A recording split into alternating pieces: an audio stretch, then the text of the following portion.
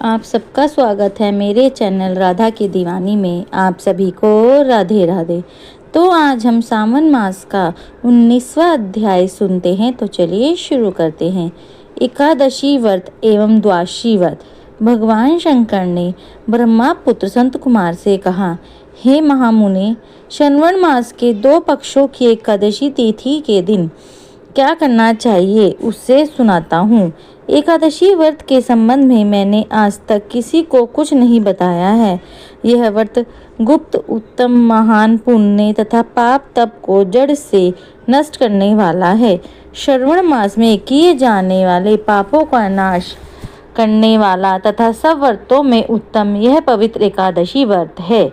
दशमी के दिन प्रातः स्नान कर गुरुदेवों की आज्ञा से वेदवंता, पुराण ज्ञात, जितेंद्रिया ब्राह्मणों का पूजन करें। भगवान विष्णु का 16 उपचारों से पूजन करना चाहिए। उनसे प्रार्थना करें, हे पुंडरीकाक्ष, मैं दूसरे दिन आने वाली एकादशी का निराहार रहकर व्रत करना चाहता हूँ। आप मेरी रक्षा करें। उस दिन गुरुदेव और अग्नि के समीप भूमि पर शयन करना चाहिए। काम, क्रोध और मोह को त्याग कर एकादशी के दिन प्रातः काल भगवान विष्णु में मन लगाकर श्रीधर का जाप करते रहना चाहिए। 3 दिन तक किसी भी पाखंडी से वार्तालाप ना करें। केवल इतना करने मात्र से ही यह व्रत मोक्ष को प्रदान करने वाला बन जाता है। दोपहर के समय पंचज्ञान लेकर नदी के जल में स्नान करना चाहिए। नदी न हो तो कुएं के जल में गंगा जल मिलाकर स्नान करना चाहिए। भगवान सूर्य को नमस्कार करके भगवान विष्णु की शरण में जाकर वर्ण के अनुसार सब कार्य करने चाहिए। घर को वापस लौटना चाहिए। घर आने पर श्रद्धा तथा भक्ति पूर्वक भगवान विष्णु का आचरण पुण्य दीप, धूप आदि से करना चाहिए। रात को गीत, वाहक तथा कथा सुनते हुए जागरण करना चाहिए। फिर कलश स्थापना कर पंचरत्न और स्वर्ण को कलश में डालकर सफेद चंदन से पूजा कर कलश को 2 सफेद कपड़ों से ढक देना चाहिए। देवेश की प्रतिमा शंख, चक्र तथा गदा से युक्त कर उसकी पूजा करनी चाहिए। इसके बाद द्वादशी के दिन प्रातः आग्रह करके श्रीधर का जाप करना चाहिए। शंख, चक्र, गदा तथा पदाधारी भगवान विष्णु की पूजा करके ब्राह्मणों को सोने की दक्षिणा सहित कलश देना चाहिए। कलश के साथ मक्खन देना ना भूलें।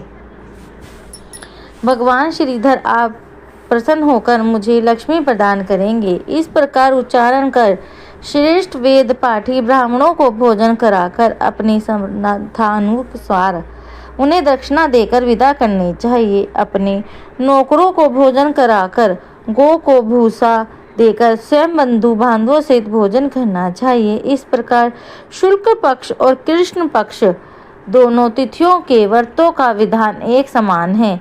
शुक्ल पक्ष में श्रीधर और कृष्ण पक्ष में भगवान विष्णु जनार्दन कहे गए हैं। अब मैं तुम्हें द्वादशी के दिन भगवान विष्णु के निमित्त पवित्रारोपण के संबंध में बताता हूँ। हे तात, इसका अधिकारी कौन है यह जान लेना भी अवश्य है। ब्राह्मण, वैश्य, क्षत्रिय, शूद्र और स्वयं धर्म स्थित जनों को भक्ति द्वारा पवित्रारोपण करना चाहिए। स्त्रियों तथा शूद्रों को केवल नाम मात्र द्वारा श्री हरि का पूजन करना चाहिए। सतयुग में मणि का, त्रेता युग में स्वर्ण का और द्वापर युग में रेशमी तथा कलयुग में सूत द्वारा पवित्रा का निर्माण करना चाहिए। सन्यासियों को मानसिक पवित्रारोपण करना चाहिए। पवित्रा को बांस के पात्र में रखकर उसे साफ वस्त्र से ढककर भगवान श्रीधर के सम्मुख उसे रखकर कहना चाहिए, हे प्रभु, मैंने अपने क्रियालोपार्थ पवित्रा को ढका है। हे देव, मेरे काम में विघ्न न हो।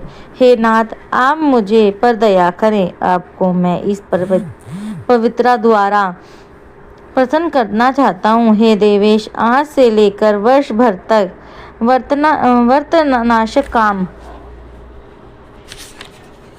क्रोध आदि ना हो। आप तब तक मेरी सुरक्षा करें जब तक मेरा व्रत पूर्ण हो जाता है।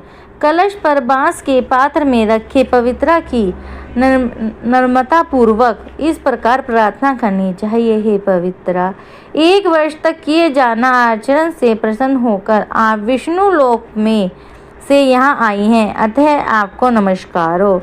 हे देव, विष्णु तेज से उत्पन्न रमणीय और पापनाशक सब इच्छाओं के प्रदाता आपके शरीर में पवित्रा को धारण करता हूँ।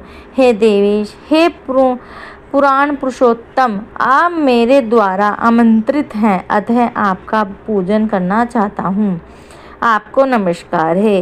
हे देव, कल प्रातः आपके निमित्त इस पवित्रा को अर्पण करूँगा। इसके बाद पुष्पजलि देकर रात्रि में जागरण करना चाहिए। एकादशी के दिन अधिवानस का द्वादशी को सुबह पूजा करें। गंध, दूब, चावल तथा हाथ में पवित्रा को लेकर ग्रहण करके हे देवेश, आपको नमस्कार है। इस पवित्रा को आप स्वीकार करें। इस वर्ष तक पुण्य फल प्रदात पवित्रा से निवेदन करें। आप मुझे पवित्र करें। हे देव, आपके सुप्रसाद से मेरे से जाने अनजाने में जो पाप हुए हैं, उन पापों को मैं पवित्र हो जाऊं। मूल मंत्र द्वारा पवित्रा को संपुटित कर नैवेद्य देना चाहिए। मूल मंत्र से अग्नि में घृत तथा प्रयास द्वारा हवन करना चाहिए। इस मंत्र द्वारा पवित्रा को विसर्जन करके कहें, हे पवित्रे, 1 वर्ष तक किए जाने मेरे आचरण को स्विधि परिपूर्ण करें। हे पवित्रे, विसर्जित हो विष्णु लोक को लौट जाए। इस प्रकार कहकर उसे ब्राह्मण को दे देना या जल में विसर्जित कर देने हे वस्त, जो मनुष्य हरि का यह पवित्रारोपण करता है, वह इस संसार में आनंद भोगकर अंत में विष्णु लोक को जाता है। ओम नमः शिवाय। राधे राधे।